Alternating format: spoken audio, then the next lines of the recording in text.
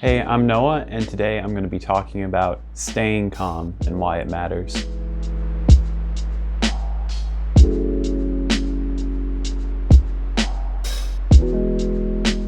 You like that new intro? It's pretty clean. I like it too. But anyway, so for this one, just tune into the lo-fi, the free for profit lo-fi in the background that I always have. I lit this candle. It smells like northern woods, but there's nowhere to set it in frame, so you just gotta pretend it's here, right? I mean, it is here, you just can't see it. It smells really good. Anyway, basically staying calm is important because it's the only viewpoint from where you can make rational judgments. In other cases, you might be overpowered by some emotion or just a false impression, a false judgment. But if you're calm, you can make that rational judgment. So being in a calm state is always the best state. And I'm not saying you have to be like some motionless rock, right? You can have emotions, duh. But when an emotion gets to the point of overpowering your rationality, that's when you want to step back, calm down, and reassess the situation. And I know culturally, you might have been conditioned to think that things like revenge and anger are justified and cool or whatever, I don't know. But those things aren't good. They don't come from a place of calmness, they just come from a place of anger.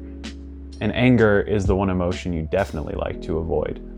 Nothing is gained by having revenge. Nothing is gained by being angry at someone, because that just makes you a worse person. And no matter what someone does to you, they can't make you a worse person. You do that to yourself. And your judgments, like being angry, ultimately they're in your control. So you have to take control of that and calm down when you need to calm down. And if you do a journal, it might be helpful to keep track of how much you were calm in a day and figure out what made you lose the calm, if anything. I know I've done kind of productivity stuff for the past few videos, but there is a line where productivity becomes unproductive because you're stressing yourself out with trying to do more and more stuff.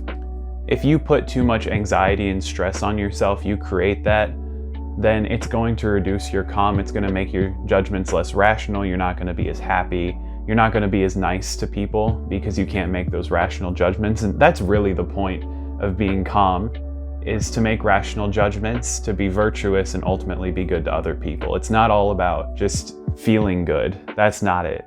It's about helping other people to feel good in your presence. And more clearly, it's just about doing the right thing, because sometimes being calm can throw people off even when it doesn't really make sense. In any dire situation, if you stay calm, people might be like, why are you calm? This is a big deal. But really, being calm is the best, because even if it's a big situation, you need to make a rational judgment about a big situation, and especially a big situation. So being calm is very important in that context. And I know most people, if not everyone, will have limitations on anxieties, moods, whatever. Like sometimes that's just not in your control. Like your mind just likes to bring stuff up and make you a little more anxious. Everyone has limitations. But life isn't about succumbing to your limitations and just allowing them to control you. It's about working around them, working with them, and just growing as a person. So maybe you're more prone to being anxious. You can't control that initial anxiety that comes from whatever triggers that anxiety, but you can control how you respond to it, and that's what matters. I recommend you come up with a few things that can help calm you down. I have a real nice one. It's pretty portable. So just take whatever your dominant hand is, I suppose, and do this. I swear this isn't a joke. Just do this, all right?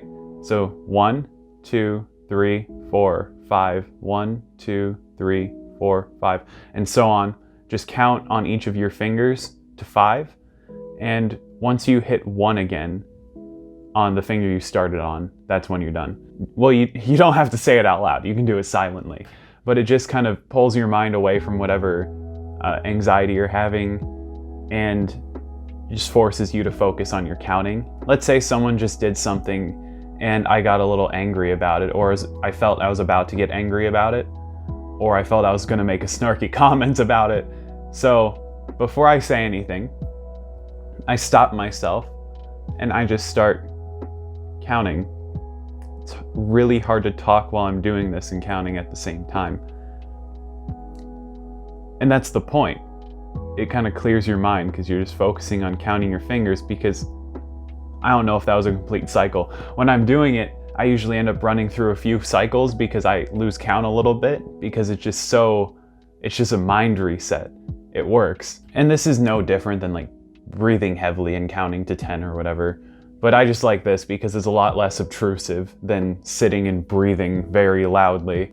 But generally in a situation, if you feel emotionally charged, it's best to walk away. If you can, like I said, if you can walk away, it's best to walk away, restore that calm, and then make a decision. It's just really important to remember that you are not at the whim of your anxieties, of the things that happen around you. That's not under your control, and it does not control you. You ultimately control your responses to those things. And that's where you can be good. That's where you can be a good person, is through your responses. So when someone tries to be mean to you, when you start making yourself anxious, it's just best to calm down and realize it's fine that they tried this. I'm not in control of whatever just happened, but I can respond to it well. I can forgive this person. I can disregard this event. I can adapt to this event. I can ignore these anxieties and just keep going with my day. That's really important. You don't want to get stuck in this pit of self-pity. That was a very bad way of phrasing that. You don't want to get stuck in this rut of self-pity where you assume that even your actions aren't up to you, and you just don't take advice because you consider yourself below it. But that's what I'll be covering in the next video, more in depth, is self-pity, just building self-confidence in general. So if you enjoyed and you want to see that next video, make sure to subscribe. I'll see you next time.